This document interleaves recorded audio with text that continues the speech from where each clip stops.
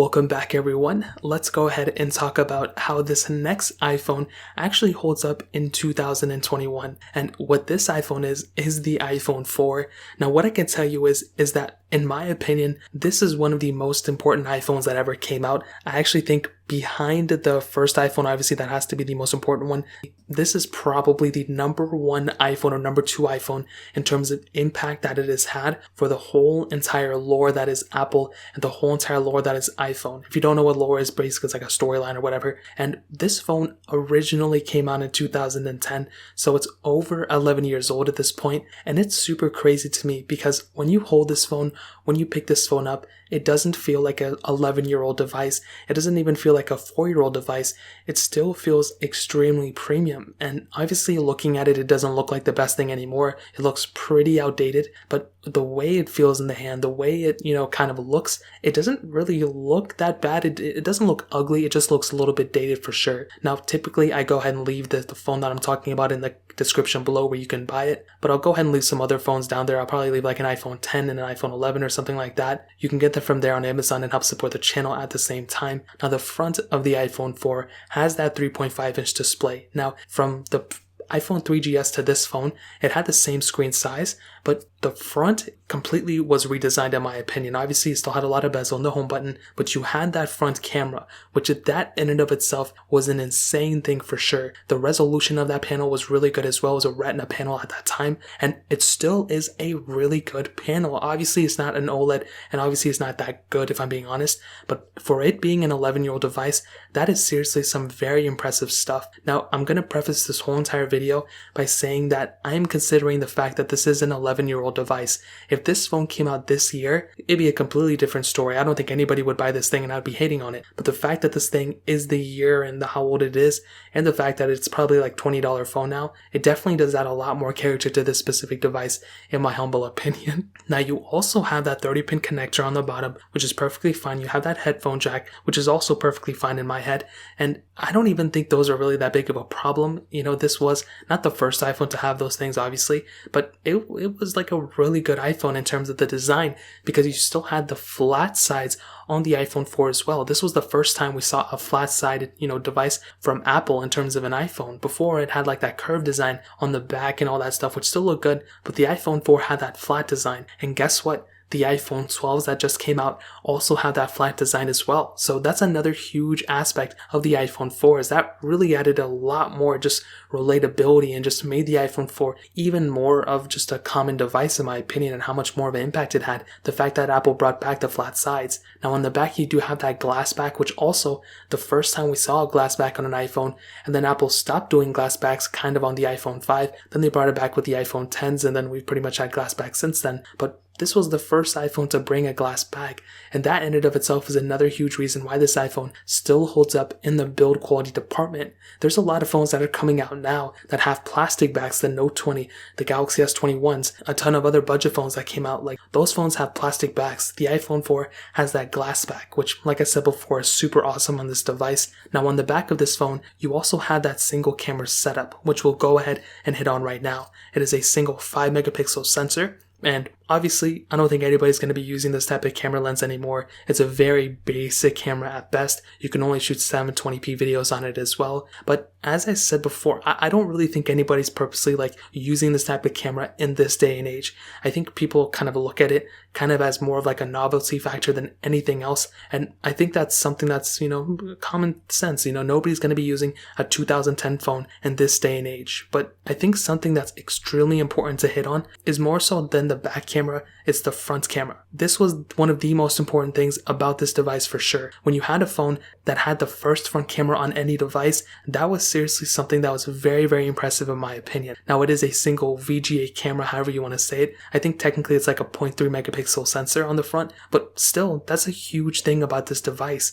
And when it came down to the camera, I don't even really care about the quality on this type of phone. It's just the fact that it even has the camera on the front, which is just crazy in and of itself. So for an an 11-year-old device, the camera quality probably isn't that great, but I still love it. And in terms of the camera, it gets a thumbs up for me in my books, just for the fact of what this camera brought for sure. So in terms of the camera setup, that pretty much covers it up. Now moving on to the software side of things, the iPhone 4 actually started off with iOS 4, and right now it did, I guess, get on iOS 7.1.2, but actually it's probably not going to go any further, as we probably suggested, 10 years ago. This thing stopped getting support a long time ago, and there's really not even any point in mentioning the software, but on a device like this that's as legendary as this type of device, it just makes sense. And even though this thing is still completely outdated, the impact that this phone has is for forever. This phone is going to be lasting forever in so many different ways, and it's still completely one of my favorite iPhones ever because of the software that it ended off. Because even if you think about it, the software that it ended off is kind of like a legendary software as well. iOS 7 was a pretty big redesign, so that in and of itself is another pretty big reason why this phone is legendary as well. So in terms of software, that pretty much covers it up.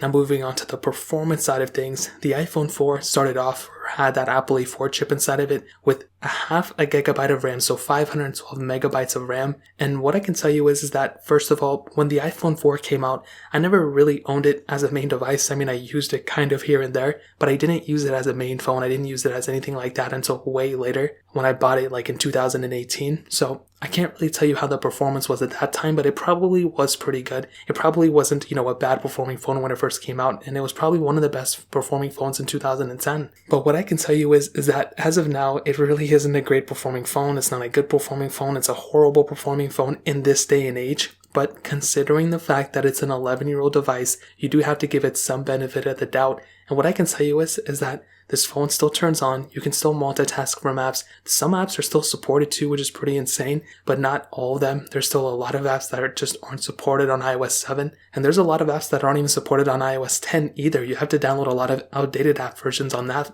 sense. So again, it's just another case where you're already outdated and then you're outdated some more. So performance wise, I mean, that's pretty much the best way of saying it, was that at one point it was probably a really good performing phone. But as of this point, obviously it's not a good performing phone anymore, but still regardless, it still meant a lot to the whole entire, story of Apple. And even though this thing, you can't really do much on it, the basics still work for the most part. Phone calls still work, I think. Messages still work, you can still FaceTime people as well. So there's still some, characteristics about this phone that are still relevant. But as a whole, I probably wouldn't recommend anybody picking up this phone anymore in terms of performance. So in terms of that pretty much covers it up. Now ending it off with the battery life, this device did have a 1420 mAh battery. So definitely not a small size battery for that time, but definitely not a big one either. I think, in this day and age, a couple thousand mAh is like a minimum. Even with the iPhone 12s having like a 2800 mAh battery or whatever, it's still pretty small, but it's, manageable for the most part. The iPhone 4 at that time, I think, had a pretty big battery, but as of this point, it's probably not that big. And it definitely doesn't last me too long, but it's totally okay. It's, it's an older phone. So to kind of sum up this video and answer the question, is the iPhone 4 still worth it in 2021? Well, obviously the short answer is no. This phone is not really worth it in the sense of using it, but as a collector's item,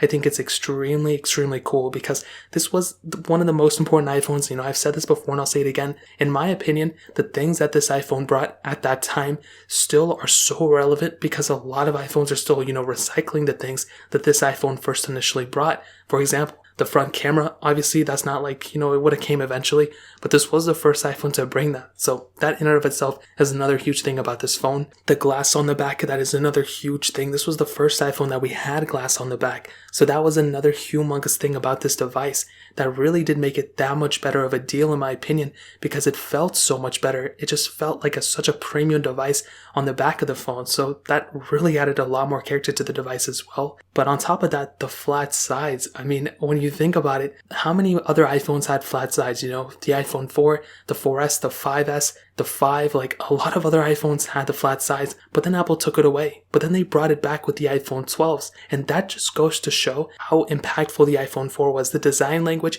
from this phone was so important and so impactful to Apple that they went ahead and re-brought it back in to the iPhone 12s as well. So again, that's just another huge thing about this phone that I really do love about it. So at the end of the day, the iPhone 4 isn't necessarily worth it in the sense, it's like it's still a usable phone or anything like that, but it's worth it in the sense of a collector's item. It's worth it just for what it brought to the table and how it stands up to now. It's such an impactful phone in my opinion, and it definitely deserves all the credit, all the praise. And this, in my opinion, as I said said before, is probably one of the most important iPhones that ever came out. So that really pretty much covers it up. If you guys have any other questions or anything like that, let me know in the comment section below. Hit the like button, that would mean so much, but definitely hit that subscribe button. Every single subscriber that we get really does count. So it means so much if you guys can hit that. Also check out the other links down in the description as well. My Twitter, my Instagram, my other channels. More importantly than everything else, I love every single one of you guys. Hopefully I'll catch you guys in the next video. Peace out till then.